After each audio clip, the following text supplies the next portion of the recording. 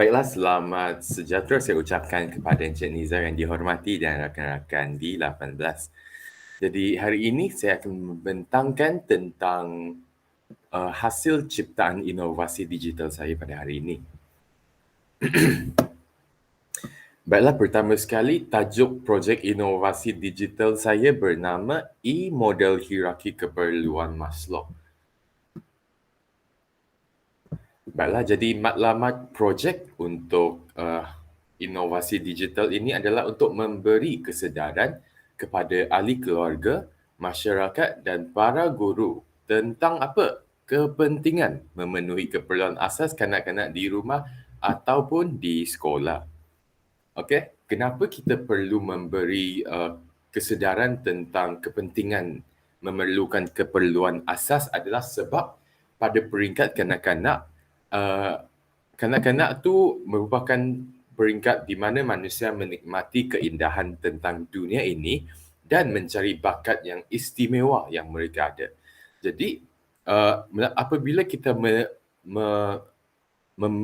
mempenuhi keperluan mereka, maka mereka dapat mencari identiti sebenar diri dan mencongkil bakat yang ada dalam diri mereka.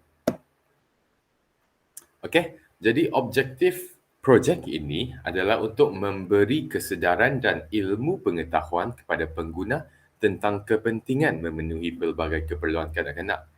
Okey, keperluan kanak-kanak ni kalau ikut teori Maslow ada 5 dan saya akan jelaskan nantilah. Okey.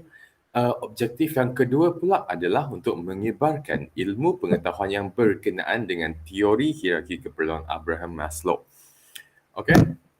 Hal ini demikian kerana apabila kita selalu walaupun di peringkat IPJ, apabila kita sebut tentang teori perkembangan seseorang manusia ataupun kanak-kanak, kita selalu sebut tentang macam Vygotsky, Piaget dan sebagainya kan. Tetapi kita jarang sebut tentang teori hierarki keperluan Maslow. Dan pada pendapat saya, teori ini adalah teori yang sangat penting dan senang difahami walaupun sebagai ibu bapa yang biasalah. Okey, jadi dia tak perlu banyak berpendidikan tinggi untuk memahaminya dan ia sesuai untuk disebarkan kepada semua orang. Okey, jadi sasaran pengguna bagi projek inovasi digital ini adalah ibu bapa dan guru sekolah. Kerana mereka juga yang memainkan peranan yang penting dalam kehidupan kanak-kanak terutamanya semasa di sekolah dan di rumah jugalah. Okey, walau bagaimanapun e-model yang dicipta ini juga boleh diberikan kepada individu-individu yang berkait rapat yang bekerja dengan kanak-kanak lah. Contohnya, orang yang bekerja di rumah asuhan kanak-kanak dan sebagainya. Okey, jadi teori yang dijadikan asas pembangunan e-model hierarki keperluan Maslow ini adalah teori hierarki keperluan Abraham Maslow. Jadi menurut Maslow, dia menerangkan dalam artikelnya bahawa keperluan manusia boleh disusun mengikut keutamaan. Okey, dan 5 keutamaan ini kita boleh tengok gambar raja yang berada di sebelah kiri skrin. Yang di paling bawah adalah keperluan fisiologi. Okey, keperluan fisiologi ni merangkumi tentang makanan, minuman, udara dan sebagainya lah yang memastikan manusia dapat hidup. Okey, yang kedua adalah keperluan keselamatan iaitu satu contohnya rumah ataupun perasaan selamat. Okey, contoh kalau apabila ayah dalam keluarga itu selalu memukul isteri dan anaknya, maka keperluan keselamatan ni tak dapat dicari ataupun dicapai oleh kanak-kanak. Okey, yang ketiga adalah keperluan cinta dan kepunyaan. Jadi di sini dia memerlukan sokongan daripada ahli keluarga dan sebagainya untuk rasa bahawa dirinya dihargai dan mempunyai hubungan yang erat dan boleh luahkan perasaan dan menerima apa-apa perasaan daripada orang lain dan merasakan bahawa diri salah satu anggota daripada kumpulan yang besar itu. Okey, yang keempat adalah keperluan penghargaan. Jadi keperluan penghargaan ni selalu berkait rapat dengan pencapaian seseorang. Dia tidak semestinya perlu berada dalam pencapaian akademik, tetapi kadang dia mungkin dalam kejayaan di bidang luar. Contohnya macam sukan ataupun dari segi hobi. Kalau kanak-kanak itu suka buat manisan, contoh, maka apabila dia belajar sesuatu resepi yang baru, maka dia akan keperluan penghargaan ini dapat dipenuhilah. Okey, dan yang di paling atas sekali, model hierarki adalah kesempurnaan kendiri. Jadi apabila seseorang manusia mencapai kesempurnaan kendiri ini, maka mereka akan mempunyai autonomi yang tinggi untuk melakukan sesuatu dan mereka mempunyai matlamat yang jelas dalam kehidupan mereka. Okey, jadi kos inovasi ini adalah berjumlah kosong. Okey, komputer riba yang digunakan untuk membangunkan model adalah kepunyaan saya sendiri dan Google Slides juga merupakan satu uh, laman web yang percuma untuk digunakan. Okey, minta maaf. Okey, jadi proses pembangunan inovasi digital ada 4 langkah lah. Okey, sebelum saya menjelaskan proses pembangunan ini, saya akan menjelaskan tentang uh, sebab saya menggunakan Google Slides. Okey, jadi saya menggunakan Google Slides ni kerana pada asalnya saya nak ingin membangunkan suatu e-book lah. Okey, tetapi e-book tu rasa macam terlampau senang ataupun ringkas dan bagi saya kurang faktor inovasi tu. Okey, jadi saya telah buang idea itu dan idea yang kedua adalah untuk membuat satu apps. Tetapi melalui kajian saya yang tidak yang mendalam, okey, saya mendapati bahawa pembangunan apps memerlukan kepakaran yang special lah, yang di mana kita tidak pernah belajar di IPG, jadi saya rasa mungkin tak sesuai untuk saya untuk menciptakan satu apps dalam masa yang singkat ini. Jadi saya telah mencipta projek inovasi ini dalam bentuk Google Slides yang nampak macam sebuah apps. Okey.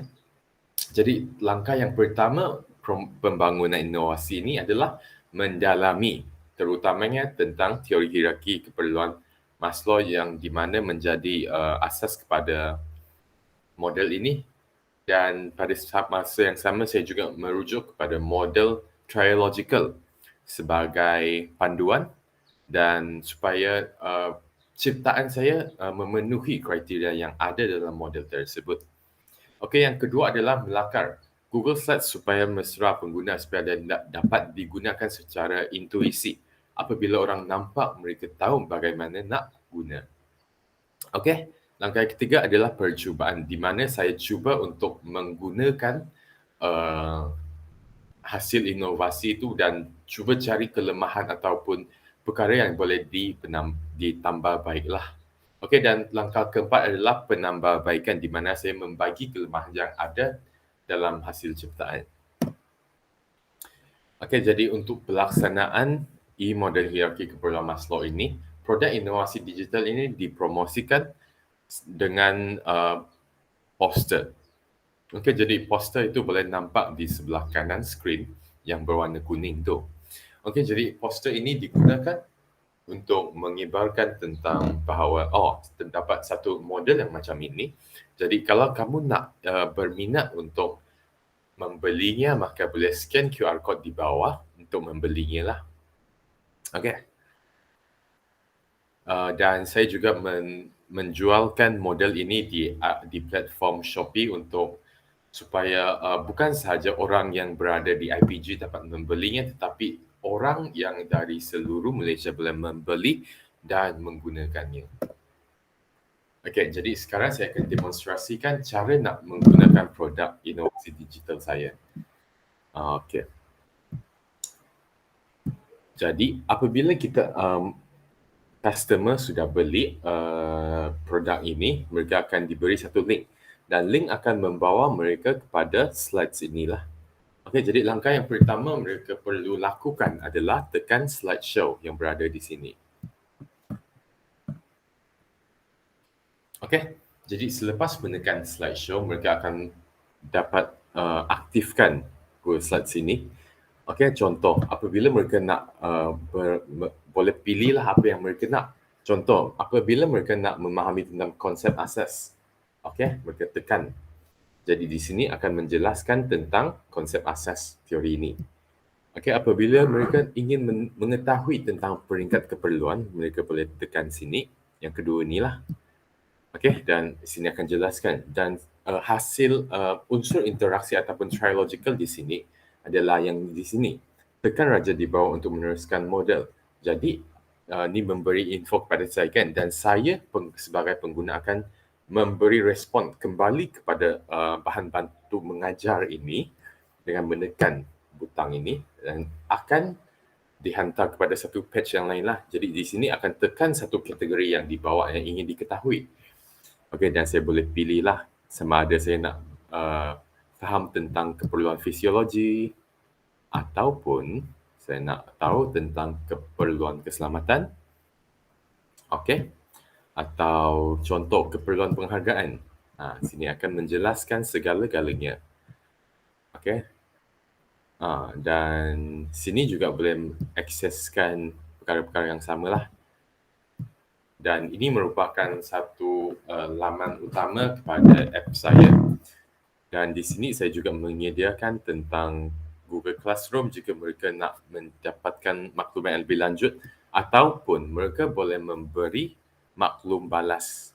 Okey, maklum balas tu dapat diakses berkenaan dengan dari sini yang 3 garisan ni dan masuk kepada maklum balas ni.